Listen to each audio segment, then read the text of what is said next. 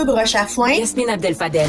On peut pas être un chef à temps partiel. Moi, ce qui me dépasse, c'est que le dossier, là, il n'est pas nouveau depuis une semaine. Marc-André Leclerc. Il n'a pas de règles. Et ça, quand il n'y a pas de règles... La rencontre. Il va falloir s'accrocher à quelque chose qui est ancré dans la réalité des Québécois. Non, mais elle l'a dit, c'est irréprochable. Hein? Sa gestion est irréprochable. Il faudrait qu'il sourie, qu'il a l'air plus enjoué. Ah, mais Yasmine, attends, là, on a la moitié du bouclier. Là. C'est exactement ça. La rencontre. Abdel-Fadel Leclerc. Ouais, ben il y a peu de gens qui l'avaient vu venir, celle-là. Le premier ministre François Legault, qui dans son post-mortem de la cuisante défaite dans Jean Talon, a ressuscité le projet de troisième lien autoroutier. Yasmine, Marc-André, bonjour à vous deux. Allô, allô? Bonjour. Est-ce que je suis le seul à avoir eu la mâchoire qui m'a décroché, Yasmine? Ah non, mais moi je pensais que c'était à l'Halloween où on ressuscitait nos morts, pas en début octobre. Je pense que c'est un peu tôt. C'était un peu tôt pour sortir les décorations d'Halloween puis repartir le troisième lien. Je n'ai rien compris de la stratégie. En fait, je n'ai rien compris de ce que le premier ministre essayait de faire hier. Moi, ce que je m'attendais, c'est qu'il reprenne les messages de la veille pour dire qu'il a compris le message, que visiblement, il y avait une frustration, que le monde était fâché, qu'il va prendre le temps de faire l'introspection, puis qu'il va tout faire pour renouer la confiance avec les Québécois. Je m'attendais pas à ce que le lendemain, là, à chaud comme ça, ils viennent sortir que le troisième lien, ben tout d'un coup, on va aller consulter. Consulter comment? Consulter sur quoi? Parce que me semble qu'il y avait des études qui disaient que c'était plus faisable. Me semble que ça coûte 10 milliards de dollars. Me semble que c'est plus justifiable. Alors, on va consulter sur quoi? Alors, à chaque fois qu'il y avait une décision de 10 milliards de dollars, on ira consulter la population pour savoir si elle le veut ou pas. Ça sent l'improvisation, ça sent surtout la panique. Puis c'est la panique qui a fait parler M. Legault hier. Il va falloir lui rappeler qu'il a tout de même 89 députés, puis qu'il est largement majoritaire, puis qu'il ne devrait pas avoir à paniquer à cause d'un siège. Marc-André? Oui, mais j'ajouterai un troisième mot. Yasmine, tu dis panique, 100% d'accord. Improvisation, 100% d'accord. J'ajouterais diversion. Moi, hier, j'ai senti que c'est un peu une diversion. Là. Tu sais, en politique, moi, je trouve que c'est un outil, c'est une arme très utile habituellement. D'essayer, là, t'amènes de quoi, là, puis là, tu veux plus parler de la victoire, l'historique du PQ, là, puis la défaite, là. Fait que là, tu sors le troisième lien, puis là, tout le monde parle du troisième lien. Mais tout ça est inscrit dans un vent de panique, puis dans une improvisation totale, là. Moi, j'étais pas surpris que M. Legault parle du troisième lien, mais je pensais pas que ça allait arriver si rapidement, là. Je pensais pas que ça allait arriver même pas 24 heures après la défaite, là.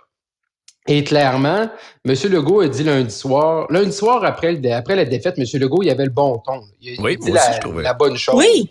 Il aurait dû répéter, là, c'était facile. Là, quelqu'un aurait dû écrire le verbatim puis dire, regardez, là, mardi, M. Legault, là, avant la période de questions, vous allez dire la même chose.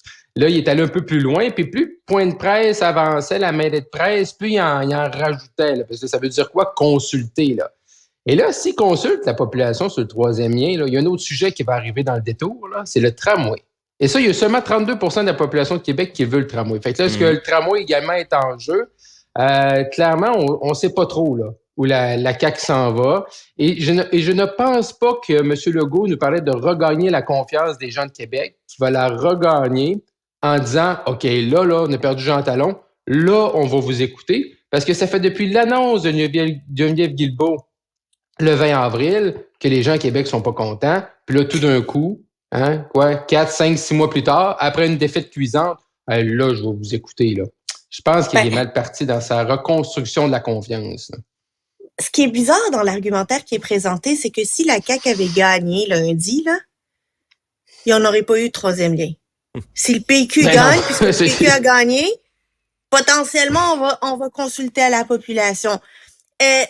Stratégiquement, d'un point de vue de la communication politique, ça ne fonctionne pas. Et visiblement, on n'a pas compris le bon message parce que c'est le PQ qui a remporté les élections. C'est pas le Parti conservateur qui est arrivé genre 4e ou 5e, là, qui est le seul parti qui veut le troisième lien. C'était pas un référendum sur êtes-vous pour ou contre le troisième lien, c'était un référendum sur est-ce que vous voulez envoyer un message de frustration à François Legault? Et la réponse a été oui, on veut envoyer ce message-là. J'ai l'impression que la réaction de François Legault hier démontre à la population de Jean Talon puis de Québec en général qu'il n'a pas compris le message. Non, puis on joue au yo-yo un peu Ben, il y a avec pas la qu'on- population, Marc-André, j'ai l'impression, parce que, tu sais, lorsqu'on analyse froidement les résultats, puis Yasmine, tu fais bien de le souligner, là, le Parti québécois était contre le troisième lien. Donc, Oui. si dans Jean Talon, le troisième lien, ça avait été un enjeu, mais c'est pas le PQ qui serait rentré à 44 %. Ça marche pas, cette équation-là. Non, mais le troisième lien a été un enjeu dans Jean Talon parmi tant d'autres. Là. Je veux Ben dire, oui. il y en avait 150 des enjeux. Là. Puis quand on faisait des vox pop ou moi, je suis allé 2-3 fois dans le comté de Jean Talon, tu Ouais. parles aux gens, il n'y avait pas comme un sujet. Là. Effectivement, c'était pas un référendum sur le troisième lien, c'était pas un référendum sur le tramway, il y avait les négociations, il y avait l'éducation, la santé. Mais moi, ce que je suis surpris, là, c'est parce qu'une fois là, plus on approchait de 20 heures lundi, là, plus on approchait du dépouillement des résultats, plus les gens à la CAQ lançaient des messages à gauche et à droite aux analystes politiques, aux commentateurs, aux chroniqueurs Ouais. en disant on va perdre. Là. T'sais, notre collègue Emmanuel Latraverse se dit en ondes, la sur le BVA, puis là, quand moi j'ai entendu ça, je dis bon, ça y est, c'est fini. Mais ils n'ont pas prévu la suite, là. Si tu sais que tu vas perdre une circonscription avec le contexte, tout ça, il aurait dû prévoir la suite. Là. Tu dis, bon, mais si on gagne, on fait ABCD, on est content, on accueille Mme Chouari. Mais si on perd, qu'est-ce qu'on fait, là? Comment on agit? Qu'est-ce qu'on dit au jour 1, au jour 2? Qu'est-ce qu'on fait? Et ça, présentement, c'est de la pure improvisation. Ce que M. Legault, hier, a fait, là, c'est un plan de communication, c'est un napkin. Ouais, non, c'est même pas un plan de communication. Je pense qu'il n'y a même pas de napkin. Il l'a perdu en chemin. Mais écoute, au-delà de ça, moi, il y a évidemment tout le volet public là, auprès de la population, auprès des médias. Il y a le volet interne. Là, comprenez-moi bien, suivez-moi, avec le caucus. Tu sais, déjà, le caucus est nerveux, là, ils ont perdu Jean Talon. Puis là, imagine, là, tu rentres dans le caucus après avoir fait une déclaration comme ça, tu l'as pas averti ton caucus, t'as pas averti ton conseil des ministres. Tout ce monde-là qui ont défendu pendant 6 mois de temps ta décision de reculer sur le troisième lien, tout d'un coup, ben, ils ont pas l'air intelligents auprès de leurs électeurs. Bernard Drinville a pleuré pour rien. Geneviève Guilbeault a fait des push-ups avec ses cartables et des études pour rien. En fait, personne n'a l'air intelligent, personne n'a été consulté. Le premier ministre dit qu'il va consulter la population, mais il n'a consulté ni son conseil des ministres, ni son caucus. Ça risque de barder. En plus de la nervosité d'avoir perdu Jean Talon, le fait de se sentir comme des moins que rien, puis que finalement la décision se prend au bureau du ministre, du premier ministre, ça risque de faire mal à François Legault. Ça, c'est vrai ce que tu soulignes là, Yasmine, parce que Marc-André, moi, c'est aussi l'impression que j'ai eue en leur voyant la face, notamment Pierre Fitzgibbon qui cache mal ses expressions.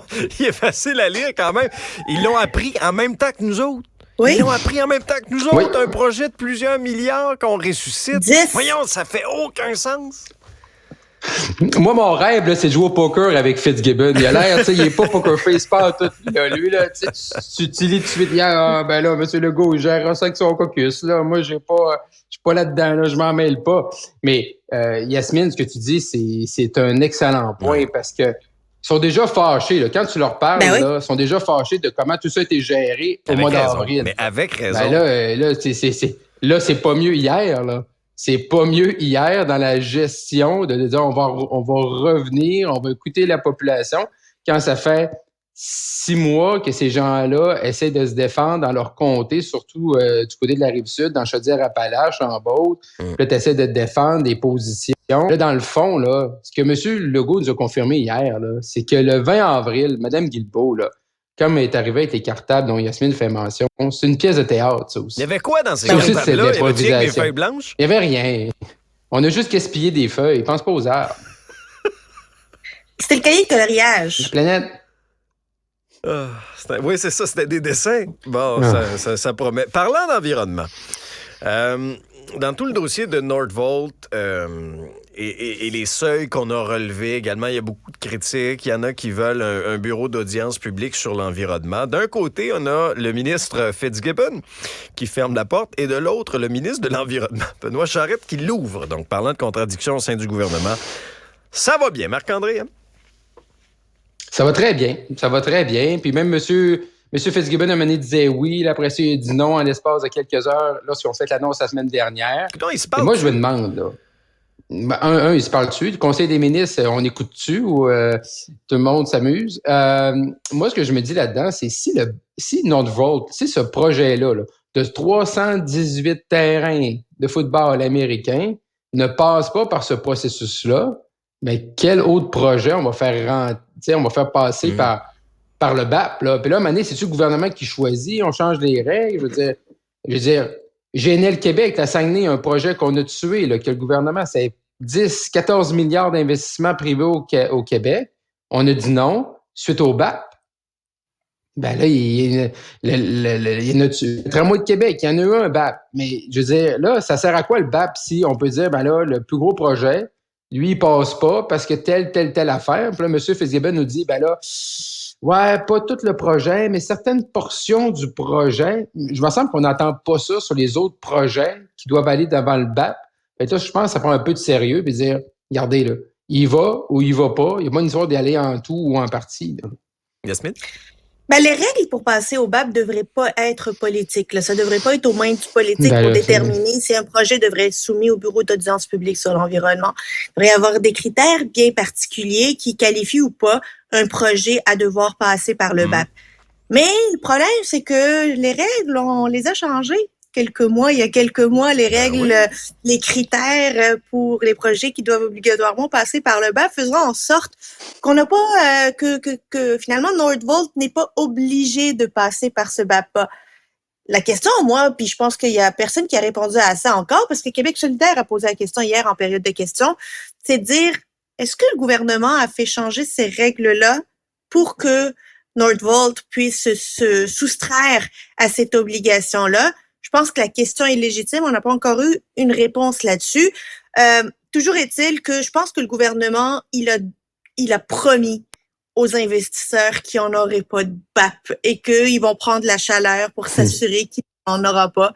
Et c'est ça qui justifie un peu l'espèce de valse de Pierre Fitzgibbon avec... Mais l'argument qui est mis de l'avant, c'est les technologies évoluent. Donc, on doit faire évoluer les limites. Mais là, clairement, ils ont fait... mais là, ils ont changé les limites, mais ils connaissent... Tu sais, t'as raison, Yasmine, ils ont changé les règles entourant qui va ou qui va pas au BAP, mais clairement, dans le gouvernement, ils ne connaissent pas les règles. Là. Parce que ce soit M. Legault, M. Fitzgibbon, M. Charette, personne ne dit exactement la même phrase, la même ligne, la même position, là. Puis je veux bien de commencer à dire que oui, c'est vrai, peut-être des usines comme Nordvolt ont une technologie là, incroyable, là, puis est bonne pour l'environnement. Mais je veux dire, quand on parle d'un projet de 318 terrains de football américains, je veux dire, ça a un impact. Là. Ça a un impact sur l'environnement. Là. Je peux pas croire à ça. Là. Oui, puis je vais même pousser la question un petit peu plus loin. Il y a des citoyens, il y a une pétition, là, de quoi 700 noms et un peu plus. Là. Il y a de l'opposition auprès de certains citoyens. Est-ce que ces citoyens-là seront écoutés, Yasmine, ou tout est réglé comme du papier à musique, puis bon, ils vont s'exprimer, mais oubliez ça.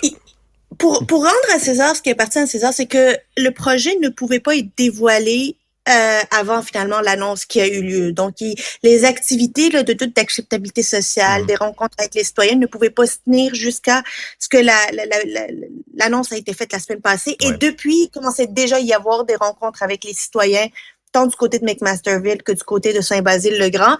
Ça, c'est normal. À chaque fois qu'il y a des gros projets comme ça, il y a un peu d'inquiétude. Puis c'est normal d'avoir de l'inquiétude. Moi, j'ai hâte de voir comment Nordvolt elle-même et les municipalités vont s'arranger concrètement là, sur le terrain, dans la voirie, dans la gestion, dans l'urbanisme de ces quartiers-là pour avoir le moins d'impact possible. Je pense que c'est ce plan-là que doivent porter ces parties prenantes devant les citoyens, puis peut-être que ça va amenuiser cette frustration puis cette inquiétude surtout. Oui, Marc-André? Bien, malheureusement, ce que ça laisse au-delà des détails, des changements, puis qui dit quoi, c'est que ça laisse l'impression que quand il y a un projet, là, chouchou, là, dans la gang, là, qui est choisi, ben lui, là, il n'est pas soumis, là. Il n'est pas soumis aux mêmes règles que les autres, par le même processus. Fait tu sais, lui, ça va arriver, là. Nordvolt, peu importe ce qu'ils font, ce qu'ils disent, ce qu'ils font, celui-là, on l'a choisi.